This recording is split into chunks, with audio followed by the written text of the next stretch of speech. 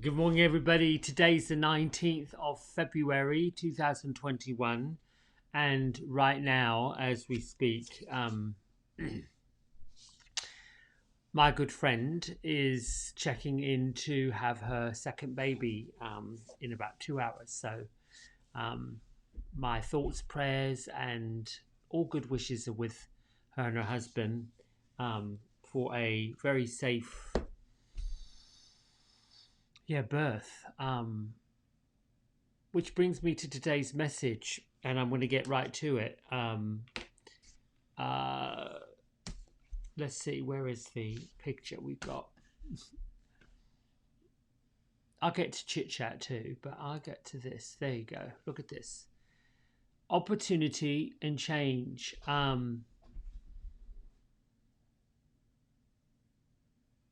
What can I say about that, and how does that show up for me? Well, number one, physical change is the birth of new life. If you are expecting, or have you just had a child, or there's a child that showed up in your life, especially at this time during a global health crisis. Think about and ponder what that means to you, what that means for you, and what that child and new angel on the earth really represents.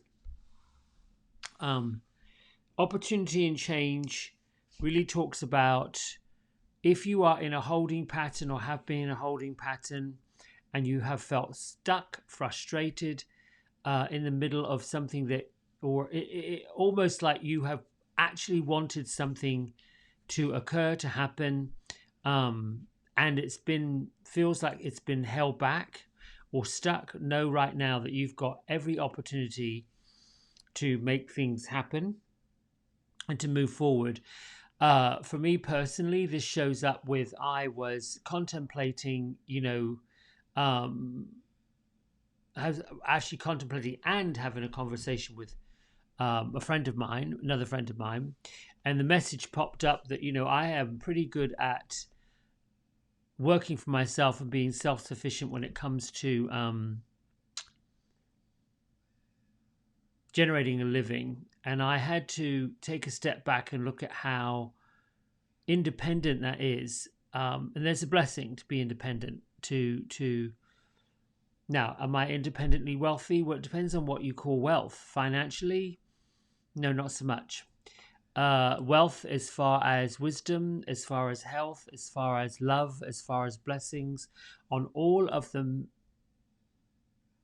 areas of my life that matter. Oh, for goodness, I am abundant with all that, and grateful for it. I learned yesterday, or spent the day yesterday, learning all about energy and what energy is and how everything is energy. It's not a new concept for me. It isn't something that I just woke up to. I've done it. When you talk about personal growth, you talk about the energy it takes to do things. And so, for a physical example, because I do believe everybody wants, or at least looks for, or wants to reference something on the physical plane that they can act as a analogy to make the point. If you think about tsunamis, it's energy. The earth crust underneath has opened, and two things have happened.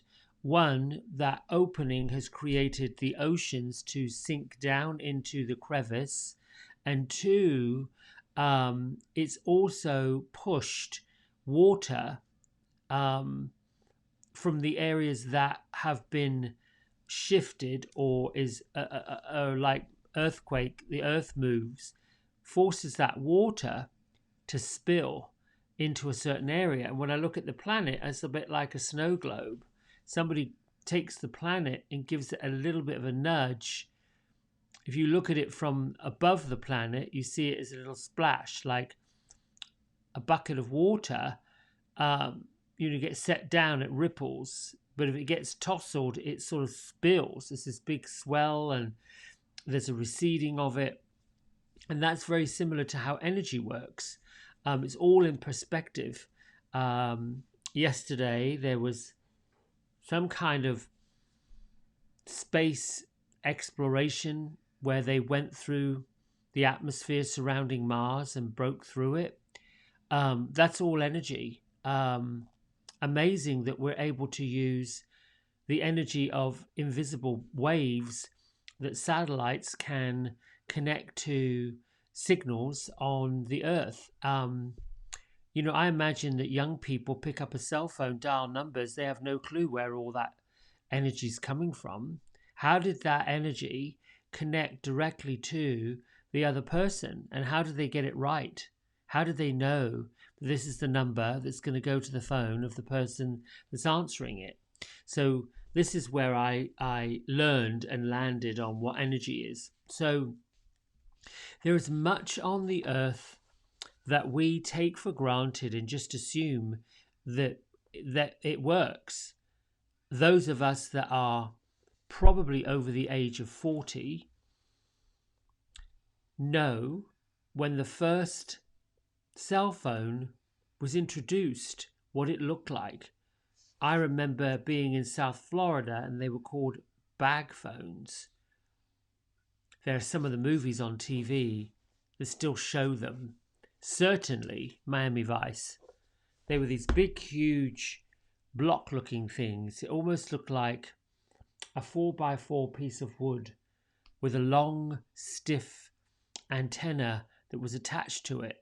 And on the front side was obviously a dial pad that doesn't look unlike a security code on the door lock. And these buttons were pressed in. They weren't touch tone. There was no such thing as a smooth screen. Nowadays, if I were to look at something like that, I would think that's just so odd. Very difficult to hold in your hand. Certainly something that looked weird being pushed up to your face. Then we moved into flip phone land. Then we moved into BlackBerry land. And then we moved into headset land. And we just kept going. And all of this was just technology that was going berserk. I remember being a little boy, a home computer that was just, no, you didn't do that. The first calculators that were introduced in England were made by a company called Texas Instruments. I think I was sitting some exams. I might have been middle school, perhaps a little older. You weren't allowed to take them into the exam room. Now, I don't know that people would be able to add or subtract without it. I'm just making a point that opportunity and change has been going on and is going on constantly. So this card and today's message represents the fact that if you have something sitting out there that you have wanted to do or go after, this card is saying it's coming, and you just have to rely on the fact that all of the connections have already been made and that you are going to line up to get it. Now, the challenge with opportunity and change, as we all know, there's a certain amount of vulnerability that come with it. There's a saying, a quote, be careful what you wish for. Well, when you say be careful what you wish for, I would add to that, be clear that all of your desires are placed correctly and that you truly do desire what you want for part of the purpose or your path. Hence why I have put all 7 of those chakra stones and crystals above this photo, just to talk about all the energy centers that run through the body and what they mean. It's so odd that the root chakra in this particular set collection, which I can't remember where I picked it up from now, but they sell them all over the place. For me, it makes more sense to put the root chakra over on the left-hand side and work from left to right. And I find it interesting that this particular set, when you open it, works the other way. It's not wrong. It's just, there was a step back for me. Like, this is different. It's, to me, backwards, but it's not really backwards. It is in the order that it's in. And that's perfectly okay. We have a right-handed world and a left-handed world. What if everything was left-handed and there was no right-handed? Then there would be no balance. Then there would be no point of reference. So in opportunity and change, think about that for a moment. An opportunity presents itself in the form of an idea that you have, a possibility that is out there.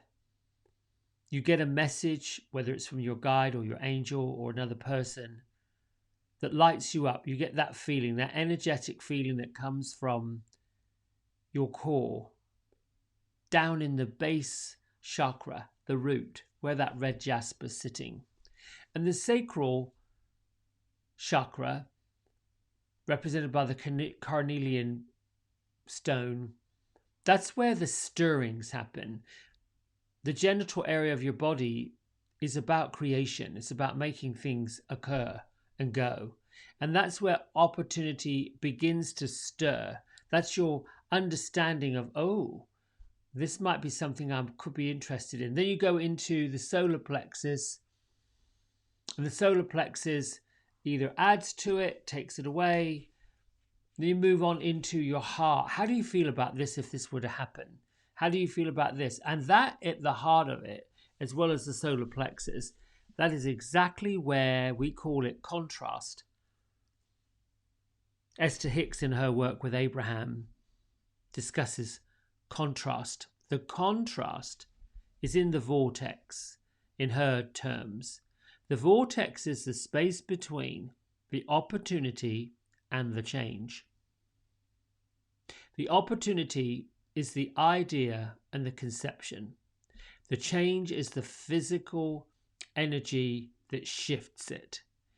Between the two is the vortex of contrast. The vortex of contrast asks us all to take the intentions, the opportunities, the ideas, the concepts, the whatever it is we're looking to do, and move it towards expectational. You're transmitting vibrational energy 24/7. You should be launching rockets of desire. You should be looking into the area of the fact that here we are, spirits having a human experience, and we can put our hands up and say, bring it on. Dial it up. Let's have it. Tune in. What is it? How does it go? Tune in, tap in, and turn on. Get the greatest flow going. So this is that contrast of vortex. But here's what happens. Opportunity pops up, the idea comes in our head, and there is that feeling of excitement that comes from that second and third chakra, that energy. The energy's going. Your guides and your angels are saying, yep, let's rev up the engine, let's get the seat warm, and let's start going. Yes, yes, this is in you. Yes, yes, you should go. Have it, have it, have it. We get so excited. Oh, my guides are here. I've got goosebumps. We get so excited, and we'll let that go now. Whoosh, by. We get so excited by the opportunities that are being presented, that are coming, that we want to share it. We want to tell the world about this amazing opportunity that we've got happening. So your energy is whoosh, up here, lifting, the vibration's going. Woo, let's go. And you tell people that are around you, people that have got you, people that support everything you do. But they're not there. They might have just woke up. Or they may be experiencing something personal in their life that they're not there. They're just not there. And there's not the reaction that you thought. You know, when we feel something good and we're getting going, we think everybody else is on that same planet. They're on that same plane. They're still buzz. Oof, we're going. Yes, come on, let's go. But they're not. They're wondering why you are, and they're not. So in that vortex, we are influenced by what's physically around us. That's where this beginning of change happens. And being careful what you wish for, what you ask for, the space between wanting it, the opportunity, the idea, the feeling of getting excited, and the actual realization, the manifestation, that crown chakra saying, I did it. This is what happened. I got this to happen. There's a space between an inhale and exhale. There's a space. There's always a space for things to occur. For me personally, when I've done creative visualization or gone from the opportunity into the change, into actually manifesting it, I have not let go of what it is I'm looking to do. It keeps going. In fact, it gets stronger. It weakens and gets diluted with the addition of worry and fretting and frowning and all of that. So what I've learned in this first week of taking lessons in the Angel Certification course, not just learned from watching and listening to Kyle Gray, but in my own experience in the past is, I haven't lifted the vibration high enough in the past. It hasn't been there enough to pull me up into getting it. There have been many areas of my life where I have had a concept in the morning, and I've had friends say to me, you have an idea at 8 a.m. by 8 p.m. it's happened. Never known anyone like it. I've just done it. When you tap into how you did it, well, not the mundane steps of doing it, but the fact that you got this idea of doing it and you did it, when you get into the fact that you went from opportunity to change just like that, you raised the vibration enough to where the energy was there and you whooshed on through it. The vortex, that contrasting place, that's where the pause happens. The second guessing, the asking for permission. How many of us have done that? Go to a friend or someone you're involved with or a partner.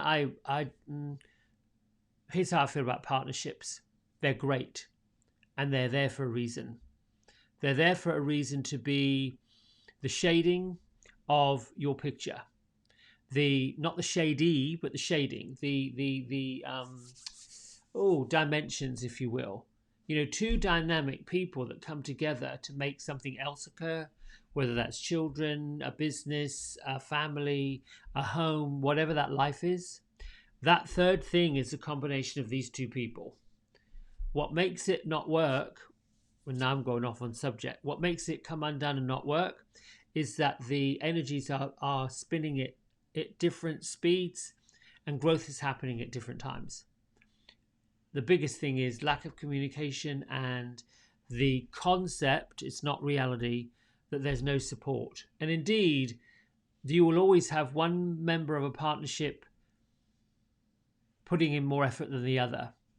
I always get confused when I hear people saying such a person doesn't do much or doesn't this or doesn't that. It's more of they realize that they are contributing more. My smarmy answer to that is, well, have you asked them? Have you talked about it? Well, of course not. Because if they did, they likely would find out, oh, okay, yeah, you're right, I'm sorry. Those conversations line it all up. The truth comes up. So this is the truth. When I talk about truth, when it comes up, ask yourself, do you really want that, or is there something feeding it underneath? Opportunity is what lights you up and sets your pants on fire and gets you stamping your feet saying, oh my God, okay, yes, I've got to do it. I'm going to go for it. So how does that land for me? Well, and this is where I get vulnerable. I've shared with you that this gift I have for talking to spirits and seeing spirits, and I get goosebumps because there's one here now on the other side, and it's my grandmother. I feel emotional when my grandmother's here because she's always here, and I was reading something yesterday in the group that we're with, Angel Certification Group, and the lady said when she meditates and she brings her spirits in, and we went to the cave of meeting your guardian angel, and she said, why does she burst into tears when she gets with her guardian angel? Why does it bring her to tears? She has to stop doing the meditation. Um, and somebody responded brilliantly and said, you are, and there's so many goosebumps, like I'm getting these angel tickles. You are in the presence of unconditional love.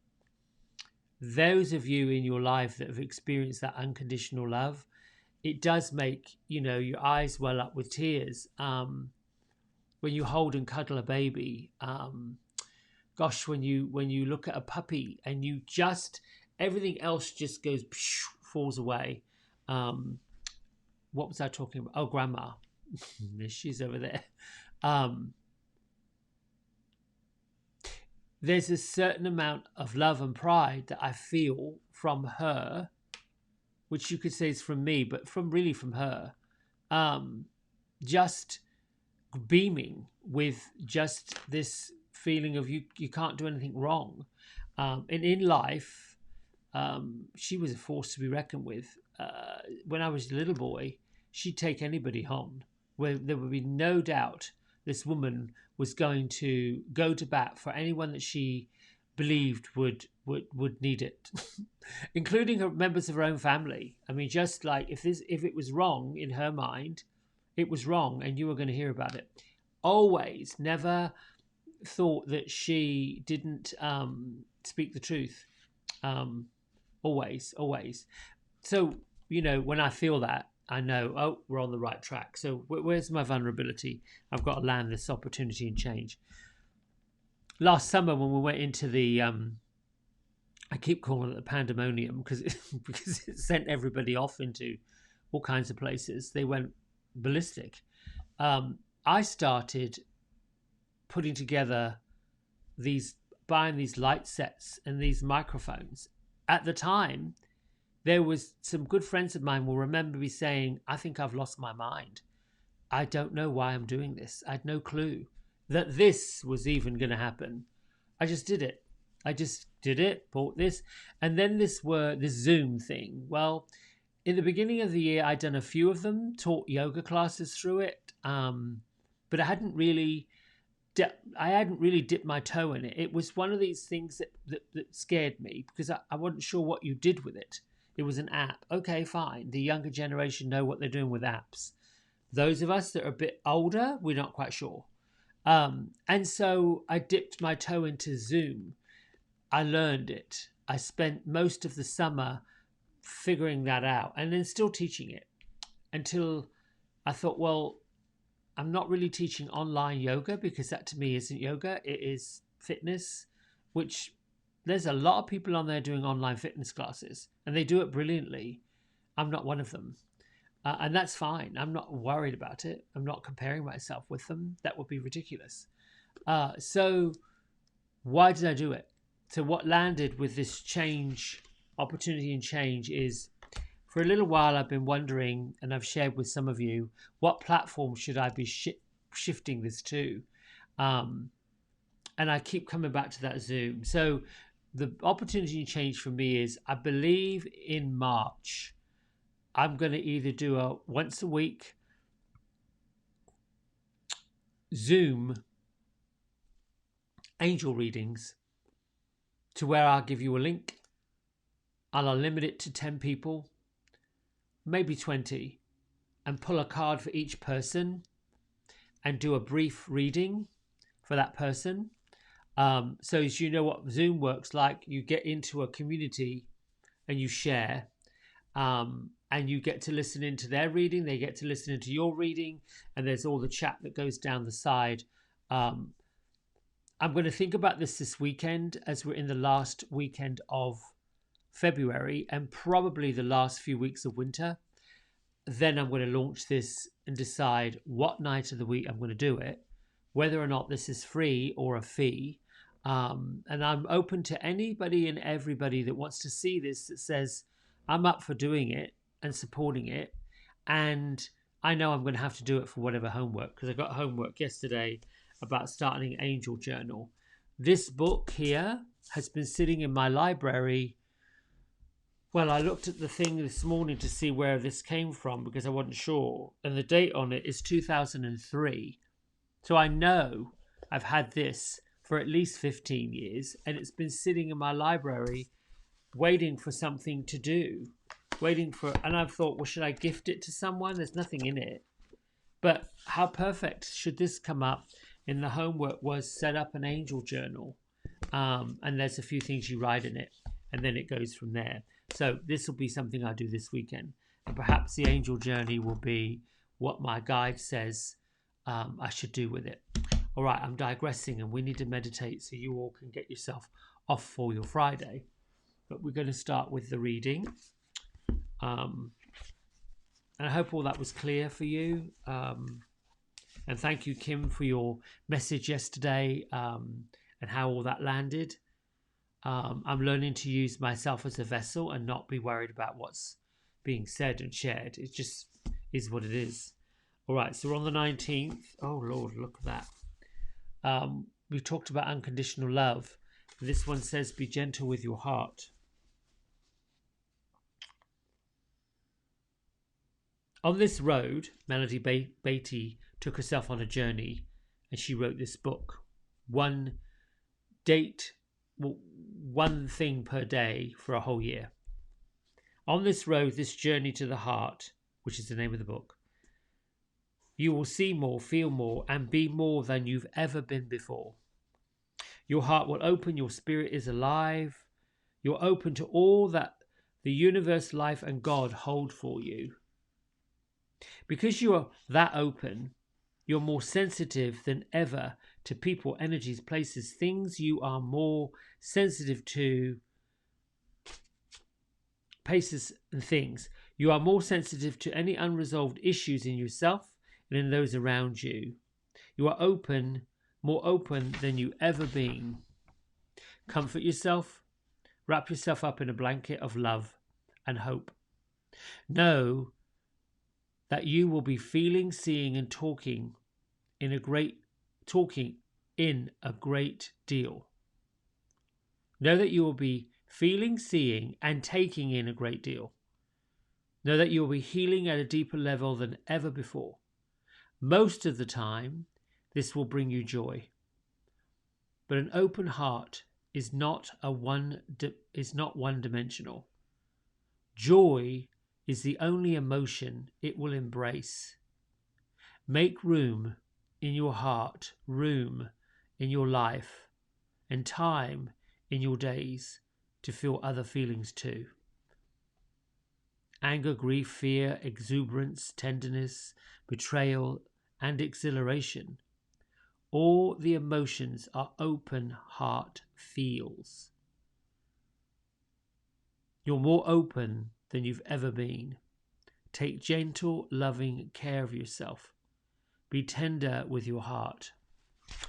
And before we meditate, I'll just add a little caveat to it. When we work with spirit and angels, we come to it typically when we're maybe at a crossroads and looking for something to believe in, something to trust in, something that will lift us up, make us feel better. Then we get there and we're open and we're good, we're cooking with gas, and it all goes away. We're like, we don't really come back to it until there's another bump in the road. That's fine. That's normal. That's human. It's part of having a human experience. The awakening process is to recognize and balance both sides of it. You can't have a human experience and not have a bad day. You can't be love and kumbaya, kissing babies and blessing the world, and not be sensitive to the way other people are unkind. I am currently aghast at how in the local area humans are rude. They don't care. Drivers on the road insanely hatred. Then you can feel it. So how is it I'm sensitive to it and feel it and other people aren't? because my vibration's lifted up. Not put me on a different level to somebody else. I'm just more open to it. I see it more, I feel it more, just the same way as now I notice chickadees everywhere. Well, I never noticed them before, but I'm sure they existed. So think about how you've opened yourself up, you've opened your heart up to this, and you might have been a little more sensitive, more reactive, more cry, more teary. That is just an opening. It is an opening to let more emotion in. You know, many folks, if they begin to get teary and upset, some privately go somewhere and cry. They don't want people to see them show emotion, especially anger, rage. They don't want people to see them have a meltdown. You know, because that's been taught to us when we're little. Be quiet or stop it or whatever that is. So all that to say, be okay with whatever emotions you're feeling. Write down where you think they're coming from. And once you get it out, it's done. A bit like rain. It comes down, the clouds go black, dark. It's wet. It's not pleasant. But then it fuels the earth. It gives us rivers. Lets the fish swim. Goes all the way to the ocean and keeps the ocean fed. There. Time to meditate. Feet on the floor. Oh, yes. And then get situated. Breath on. We'll start with our palms up towards our heart and your feet flat on the floor, grounded.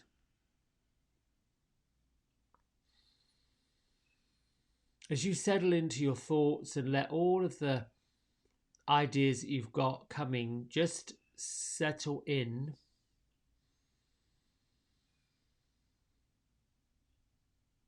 Be conscious of any tense areas of your body. That could mean mid to low back's one area. Upper shoulders, pull them up, move them onto your back, and then let the energy centers of your neck open.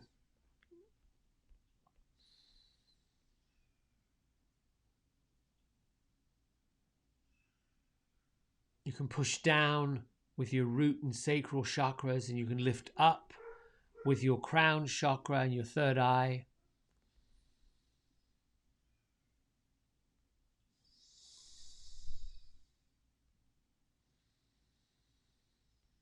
Now begin with our prayer of protection. Thank you, Archangel Michael, for cutting the ties that bind us to people, places, situations, stories, and anything we no longer need or serves our purpose. And thank you for cutting those ties and those binds right now. I declare that I am safe and free, and I lift the weight of the world off my shoulders. And so it is. Bring your hand over your heart.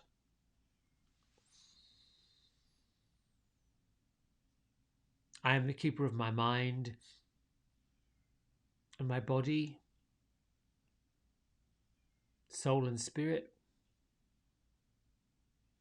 Wherever love is, fear is a stranger. Love is here.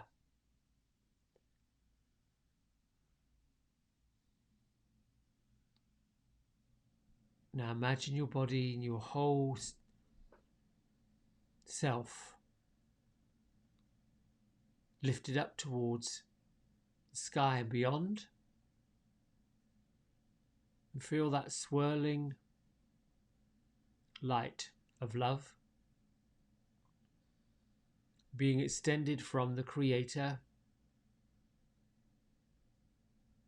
coming towards you, engulfing you, embracing you, pulling you in.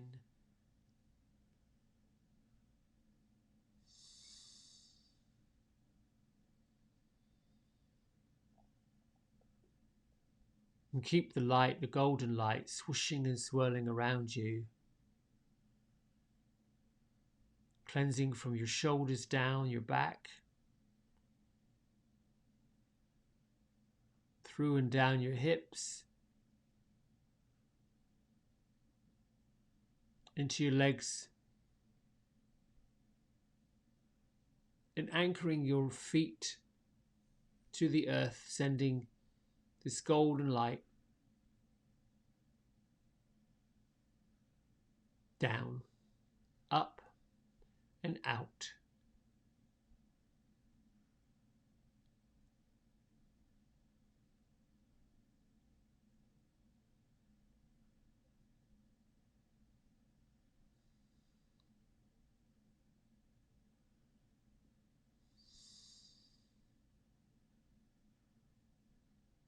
Thank you, angels, for reminding us of your presence and for revealing what we need to know. We're open to listen and to receive. And so it is, so shall it be.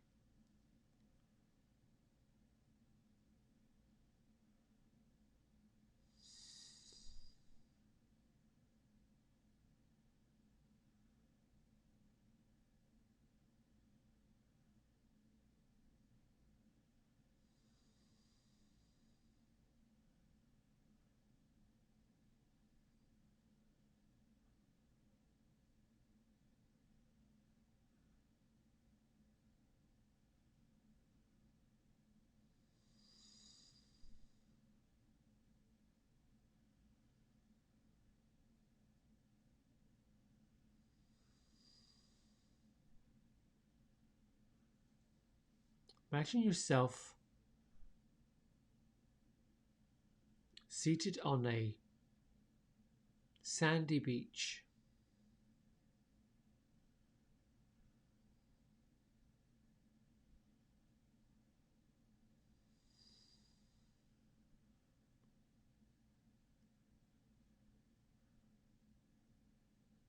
Listen for the waves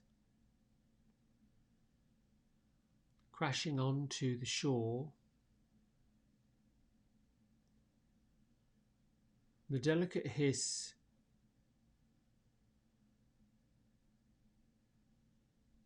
of that surf delicately drifting back into the ocean, and another wave shushing onto the shore. And the soft whisper as it gets pulled back out.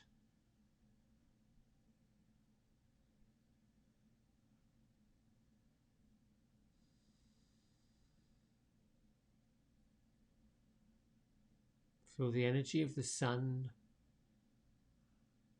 the golden light, connecting you with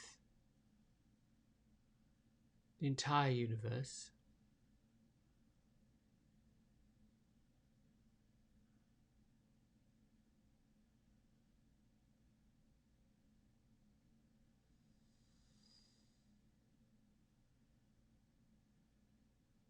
Over to your right,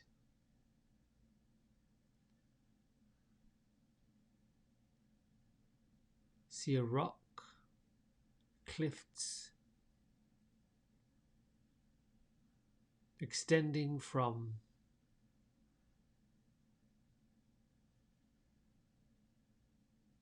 the beach up.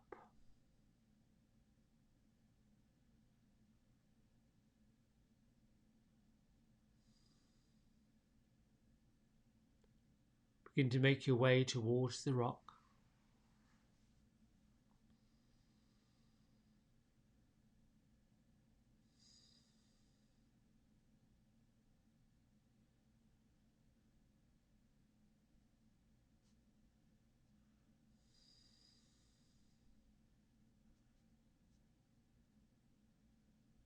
And notice in the corner as you approach this rock extending way above your head,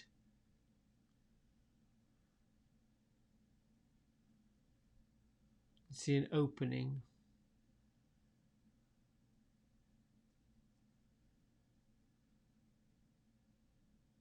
High enough and wide enough for you to crawl inside.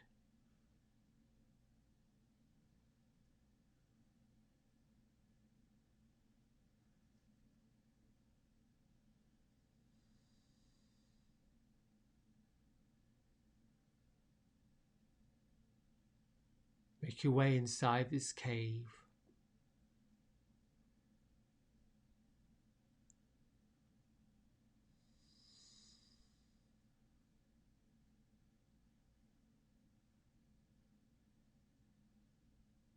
Notice what you notice about the cave.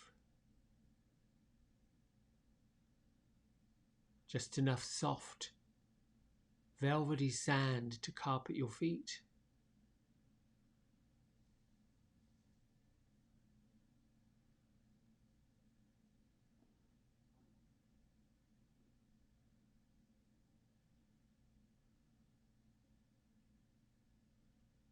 And the rocks on the inside have been carved out perfectly by the water, offering you somewhere to sit.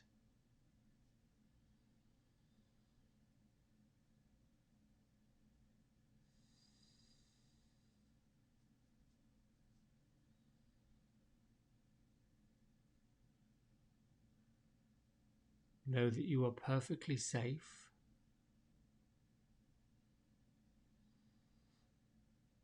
Relaxed.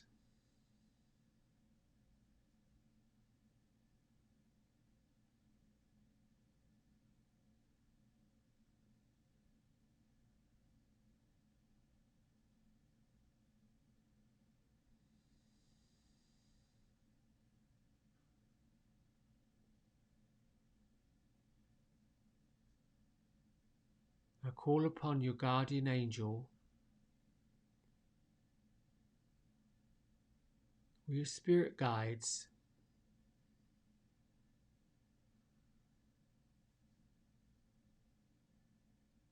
and thank them for appearing before you.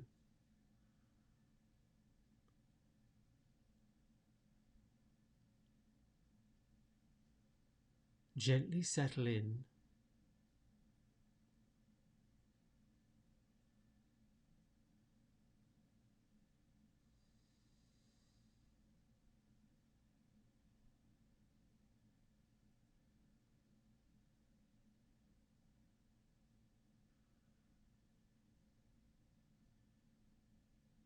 Allow your breath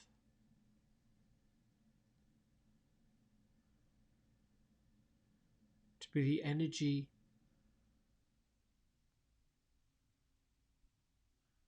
that reveals the angel and the guides to you.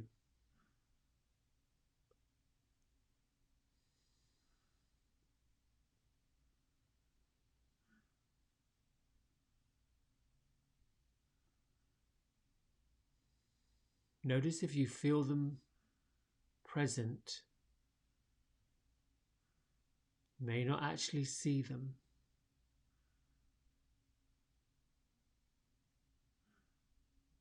Know that feeling them is their way of revealing their presence.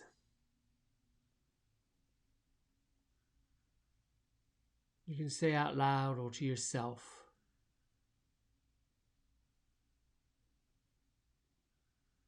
"Thank you for coming, I know that you're here."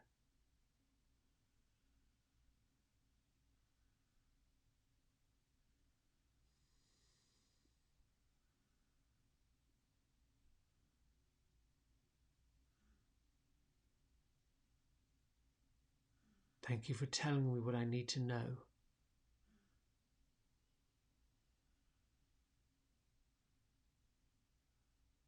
Thank you for delivering your message.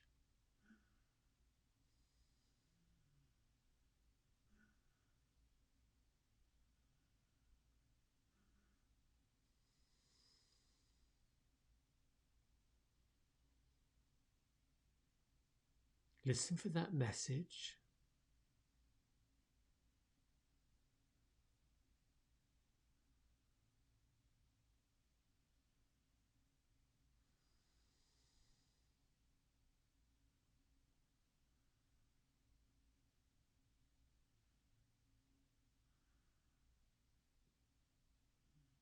Know that your guardian angel and these angels and spirit guides are as curious about this connection with you as you are with them.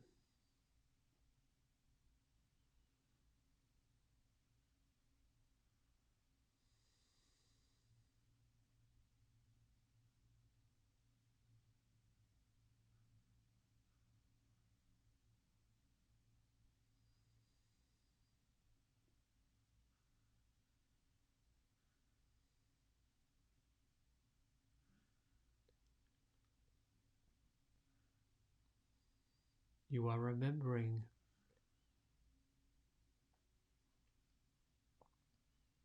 your connection to spirit.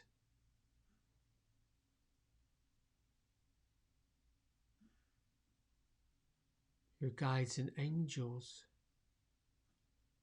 are remembering their connection to physical world.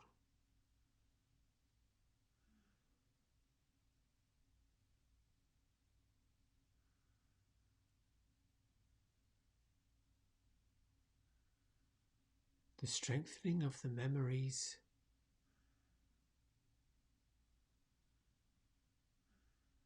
creates a deepening of the connection.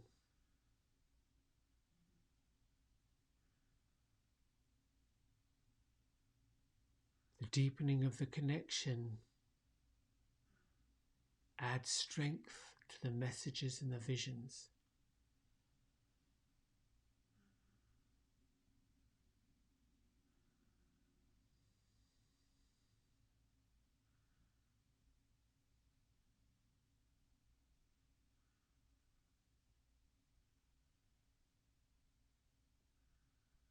Know that Mother Earth and Father Heaven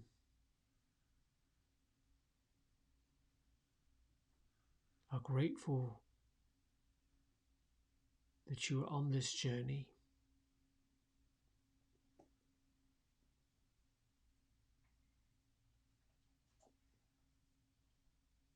Your Heavenly Fathers and Divine Mothers, beloved spirits, have brought you here.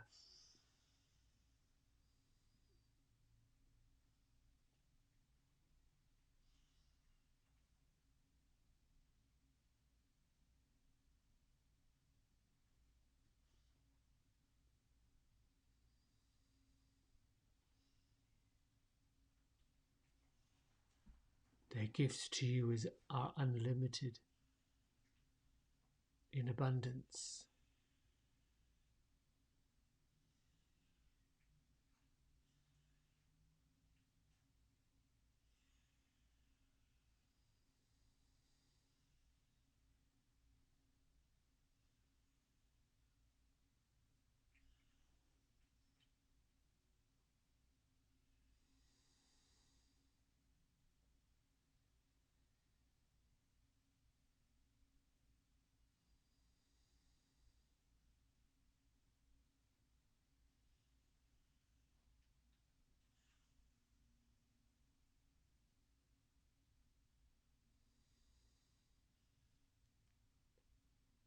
Gently thank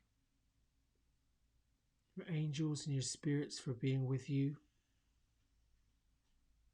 Thank them for staying with you. Thank them for offering you their wisdom.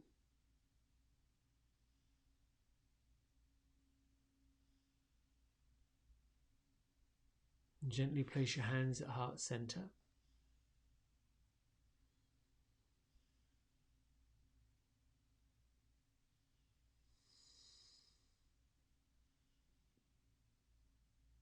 Lift your thumb knuckles to your third eye center. Together we bow and say Namaste.